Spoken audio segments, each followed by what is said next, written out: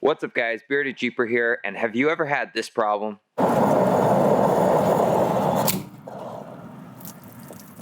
Really? Now this is quite the common problem for these JKs. They spit back the fuel whenever the pump stops automatically. It doesn't shut off. There's no valve in there to tell it when it's full, so it just spews it out and makes a big mess. Really embarrassing, and we're gonna fix that today.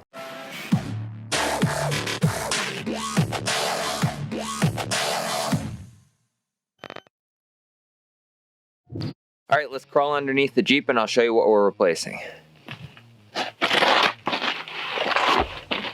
gonna wanna make sure you put safety glasses on, just in case, because you could have dirt and whatever falling in your eye. It's always safe to protect your eyes. All right, so we are replacing this part right here. This is the fuel filler neck. We're not replacing this here, but we're replacing from here to there.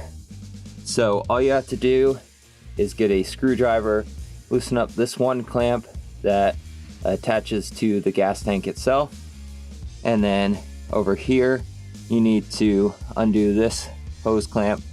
You have to take these two zip ties off. Just be careful because this evap line is only plastic and you can break it easily. It's right on top of the gas tank. But we'll get this snipped out and I'll show you what it's like this one compared to the other one. Alright. Loosen up this one. That should be loose. I'm gonna cut these zip ties before I try to pull that off, just because I don't want to break this evap line.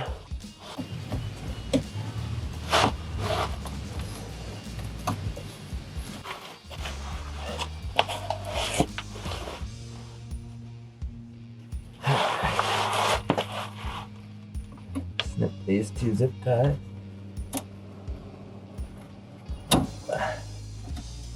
There's one.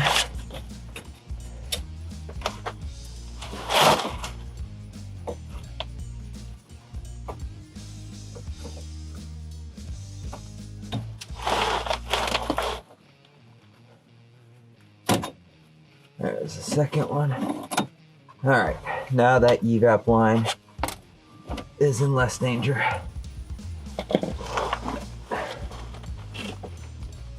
Definitely tricky getting this off, especially in the cold weather.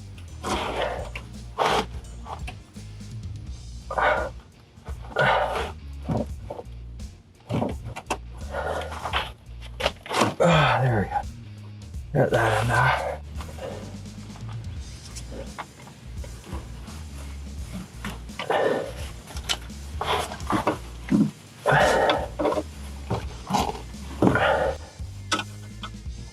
There we go, get that off.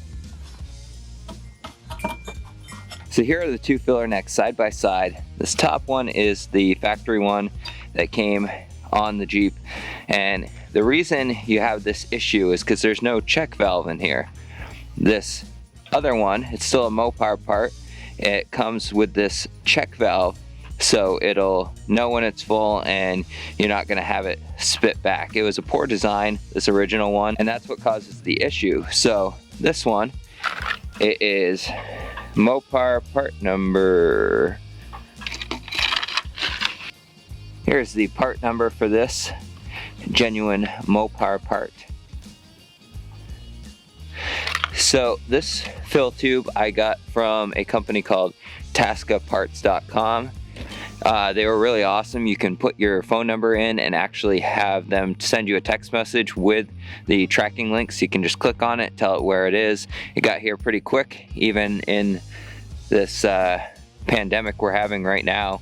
We still got it in a few days, so that's really awesome. Okay, now that we got the old one taken out, we're just gonna slip the new one in, put those two clamps back on, and we'll put a couple zip ties to hold that evap line back in place, and we should be all set. So let's get putting it back in.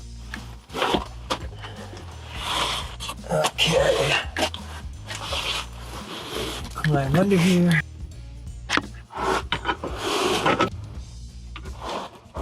Alright, it's gonna be easier to install this side first.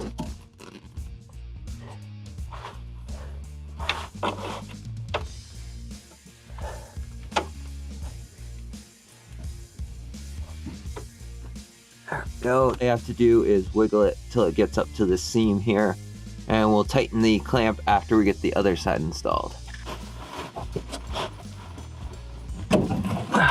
There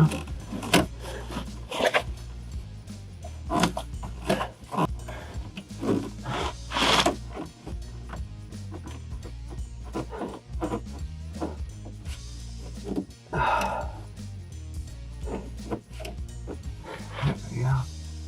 Definitely want to make sure it's seated all the way so you don't have any gas leaks when you build up.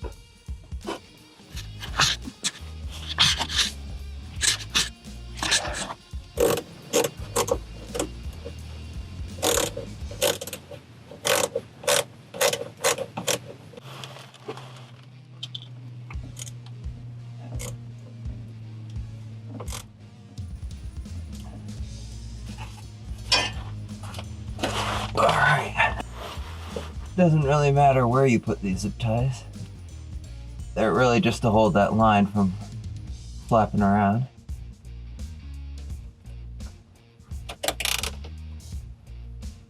I'm gonna put one right there.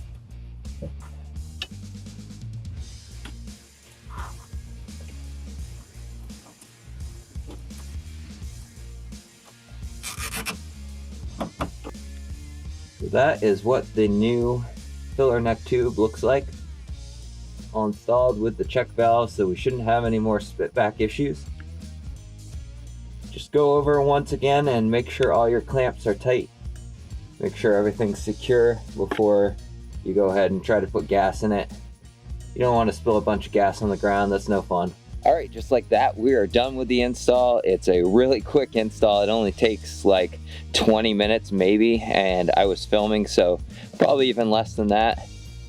If your vehicle's not lifted, you may have to put it up on jack stands just so you can get your arm up in there, and it may be a little bit trickier, but all it is those two hose clamps, couple zip ties, and you swap it out, and you won't have that issue anymore. But before you go and replace that part, I would definitely check with your dealership, because certain year Jeeps actually had a recall on this filler neck. I believe you can actually go onto Jeep's website, put in your VIN number, and double check.